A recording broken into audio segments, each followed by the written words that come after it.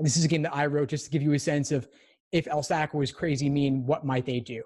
So this is a game I wrote where we have a bunch of variables: Aphrodite, Apollo, Ares, Artemis, Athena, Demeter, and Dionysus. So you might think that's not fair. How could they make multiple variables with the same first letter? I mean, they can do whatever they want, right? I mean, they did numbers here when they usually just do letters. They typically do A, B, C, D, E, F, G, or A, B, C, X, Y, Z, something like that. So if you want to see how nasty they can get, take a look at what I did for question number 1 here. This is just me writing this for my own devious purposes, but you could see that it gets pretty nasty when you have to navigate between those. And you might ask, well, what would I recommend doing in a situation like this?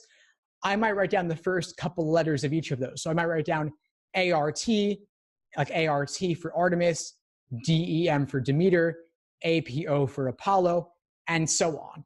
And of course, they probably won't do something like this, but the point is that they could, and you want to be ready for it. So I think that this numbers game from Juno 7 was a good example of what that could theoretically look like when they decide to get nasty on you. So just some food for thought there.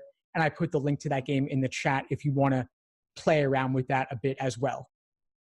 Now, any questions on anything I've said again up to this point about the game I wrote or this numbers game from Juno 7, anything in particular that you might want me to walk through, just let me know. I'm happy to go into further detail as you like.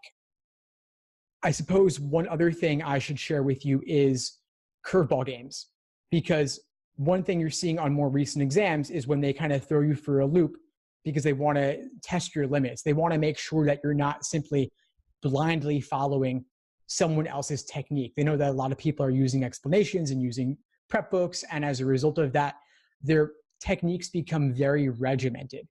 They want to throw curveballs to see if you actually have the raw ability or if you're blindly copying something else. And so, Brittany, I'll get to your question in a minute. So the point is that what you want to do is you want to be ready for anything. And so I've made a list here of some of the toughest games of all time. These are what I call like weird curveball games. I put the link in the chat there as well. Weird curveball LSAT logic games, all the way from test 1 all the way to test 80. I laid out a bunch of super difficult games that I think are harder than average, and they require some flexibility in your approach. And some of these oldest games, like in the first 10, they're weird, they're hard, and they even had diagrams on the page itself. They actually drew a picture for you, which of course you never see in any more modern games. And so that's why it's good to get some practice on these.